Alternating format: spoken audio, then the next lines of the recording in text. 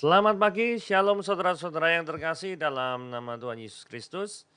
Renungan harian kita pada hari ini diambil dari Matius pasal yang ke-28 ayat 16 sampai 20.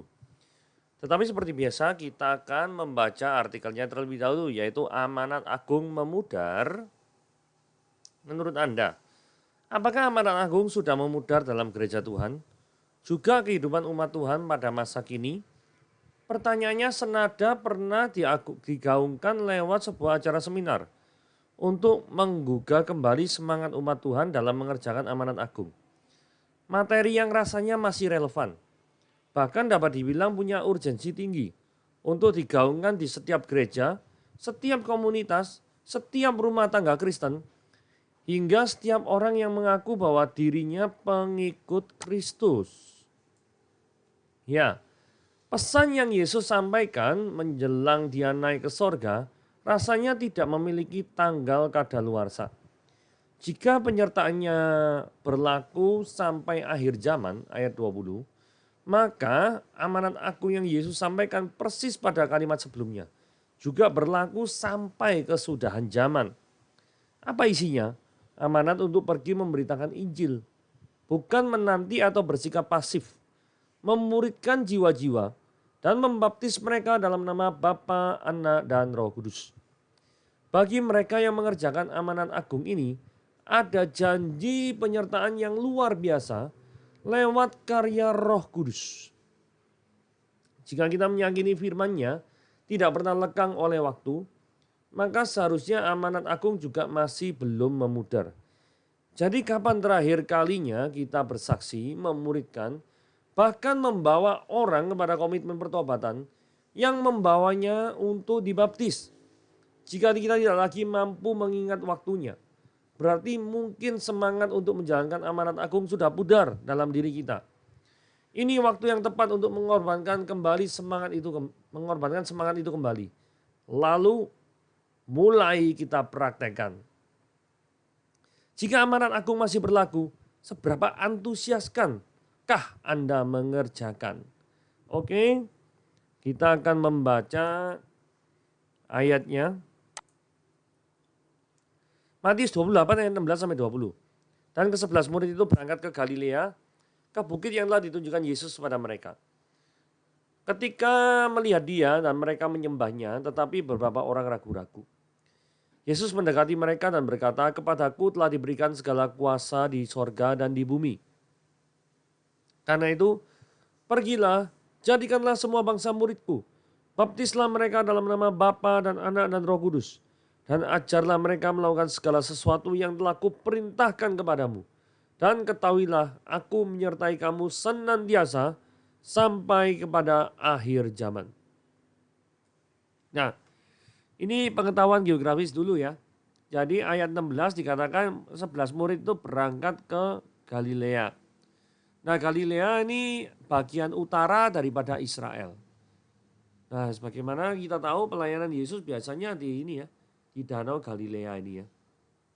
Kan biasanya ada yang catat, yaitu ada pelayanan di Tiberias, di Gerasa, di Kapernaum, Genesaret, Magdala, asal dari Magdalena, Maria Magdalena, Kana, mujizat yang pertama, Nazaret, Gunung Tabor, Nain, pemuda yang bangkit di Nain ini.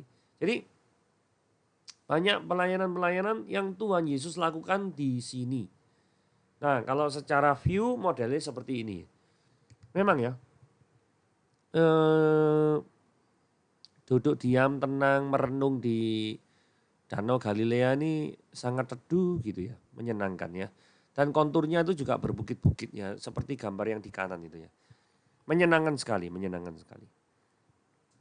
Oke, sekarang kita masuk pada ayat yang ke-17. Ketika melihat dia, mereka menyembahnya, tetapi beberapa orang ragu-ragu. Nah, ada beberapa poin yang perlu kita perhatikan di sini ya. Murid-murid itu menyembah Yesus. Ya, dan Yesus menerima sembah mereka. Ini adalah salah satu bukti yang menunjukkan bahwa Yesus adalah Tuhan. Karena ada beberapa orang di luar sana yang mengatakan bahwa mana di dalam ayat Alkitab yang mengatakan bahwa akulah Tuhan, Yesus mengaku dirinya, akulah Tuhan dan sembahlah aku. Loh, memang Yesus tidak ngomong seperti itu. Tetapi praktek murid-murid itu sungguh menyembah dia. Dan tidak ada yang ditolak oleh Yesus. Kalau Yesus bukan Tuhan, maka yang terjadi adalah, jangan aku disembah bos. Kenapa? Karena aku bukan Tuhan. Tapi nyatanya ini, murid-murid menyembah Yesus sebagai Tuhan. Ya, memang ada beberapa orang yang menyanggah gini. Loh, di perjanjian lama tuh ada beberapa orang yang menyembah Daud loh. Daud itu kan bukan Tuhan. Betul. Tapi sejak Matius 4 pasal yang 10, pasal 4 ayat 10, ayat ini berkata gini, kata Yesus kepada iblis maksudnya. Nyala iblis, pada tertulis engkau harus menyembah Tuhan Allahmu dan hanya kepada dia sajalah engkau berbakti. Jadi sejak Matius pasal yang keempat ayat 10, ini tidak boleh lagi ada figur yang disembah selain daripada Allah saja. Nah, kalau misalkan Yesus itu disembah dan dia bukan Allah, harusnya dia konsisten dengan Matius pasal 4 ayat yang ke-10 bukan? Tapi nyatanya di sini adalah Yesus menerima sembah daripada para murid-muridnya. Jadi ini pembuktian. Karena ada pihak-pihak tertentu di luar sana itu yang menuntut harus ada kalimat, akulah Yesus, akulah Tuhan dan sembahlah aku. Nah sekarang gini loh ya, sekarang gini, presiden kita Jokowi misalkan, ya toh, masa dia ngomong gini, aku presiden ya, Jokowi ya, tolong hormati aku. Nggak ngomong gitu pun orang juga tahu dia tuh presiden. Siapa yang mengharuskan Jokowi harus ngomong seperti itu, barusan legitimasi presiden itu ada melekat pada dia. Nggak ada kan, gitu loh. Jadi ada orang di luar sana yang mengatakan harus ngomong, mana ada ayat yang mengatakan bahwa Yesus itu Tuhan maka sembahlah aku. Nah itu namanya kurang belajar. Ya, jadi jangan sampai seperti itu. Harus diteliti praktek-praktek yang beredar di sana, yaitu Yesus disembah dan dia tidak menolak sembah. Cuma belakangnya nih ngomong gini ya, tetapi beberapa orang tuh ragu-ragu. Nah ini menggelitik pemikiran kita ya. Kenapa ya kok ragu-ragu ya? Karena gini loh, wajar sekali. Karena yang beredar, yaitu Mesias itu adalah orang yang mendirikan kerajaan secara fisik. Itu adalah Mesias. Lah orang ini ragu-ragu karena gini. Loh, kalau Mesias itu mendirikan kerajaan secara fisik. Lah fisik kerajaannya Yesus di mana? Kerajaannya di mana? Tempatnya di mana? Kerajaannya di mana? Tidak ada. Nah ini adalah konsep yang keliru. Makanya orang yang ragu-ragu itu adalah orang yang memiliki konsep yang keliru terhadap kemesiasan Yesus Kristus. Jadi jelas ya, seandainya orang itu memiliki konsep yang benar terhadap kemesiasan Yesus Kristus, maka orang itu tidak akan ragu-ragu dan orang itu akan menyembah Yesus. Karena Yesus datang ke dunia ini bukan untuk mendirikan kerajaan secara fisik dan memerintah secara fisik dalam pengertian saat itu mengusir Romawi, mengusir Kaisar Nero. Bukan seperti itu. Oke, lanjut. Nah ini sering sekali dipermasalahkan juga. Yesus mendekati mereka, murid-murid yang tadi nyembah dia dan berkata, kepadaku telah diberikan segala kuasa di sorga dan di bumi. Kenapa kok ayat ini sering disalahgunakan? Karena terkesannya gini, kuasa yang dimiliki Yesus itu adalah pemberian, bukan berasal dari dirinya sendiri. Nah kalau demikian berarti Yesusnya bukan Allah. Karena Yesus menerima kuasa. Kan kepadaku telah diberikan. Ada aja ya serangannya ya terhadap kekristenan ya. Orang-orang ini mikirnya ya. Saudara, mari kita perhatikan perjanjian lama ya. Daniel 7 ayat yang ke-13 dan 14. Aku terus melihat dalam penglihatan malam itu, tampak datanglah dengan awan-awan dari langit seorang seperti anak manusia.